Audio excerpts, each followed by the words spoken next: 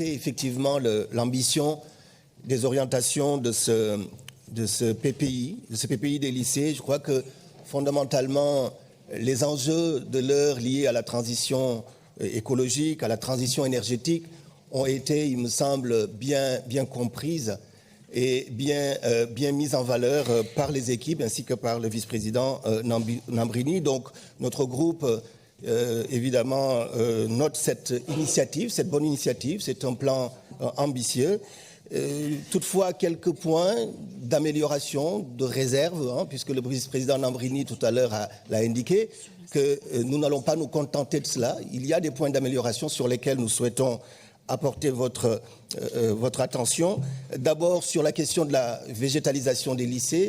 Monsieur le vice-président, nous avons voté lors de la dernière plénière donc une motion sur la végétalisation des lycées. Nous avons eu aussi le plaisir de noter votre disposition au dialogue et à l'échange, puisque vous nous avez reçus.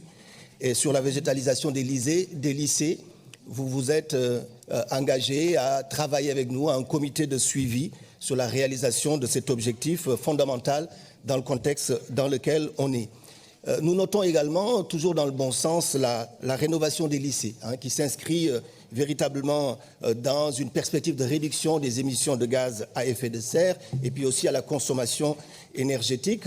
Je vous ai signalé dernièrement la situation du lycée Trégé, qui est une situation extrêmement difficile dans notre département. Vous avez indiqué effectivement que ça a été pris en compte et je peux le noter dans le PPI qui est en cours. Toutefois, toujours sur la rénovation des lycées, nous souhaiterions des améliorations en lien avec les guides environnementaux. Nous souhaiterions pouvoir participer à ce guide environnemental que nous trouvons pas suffisamment ambitieux. En dernier lieu, Monsieur le Président, chers collègues, on ne peut que se réjouir aussi des investissements importants en faveur des lycées agricoles. Mais tout de même s'inquiéter de cette inflation de promotion du HVE qui effectivement peut poser problème et notamment dans notre perspective, notre volonté de sortir des CMR, donc cancérigènes, mutagènes et reprotoxiques. Je vous remercie.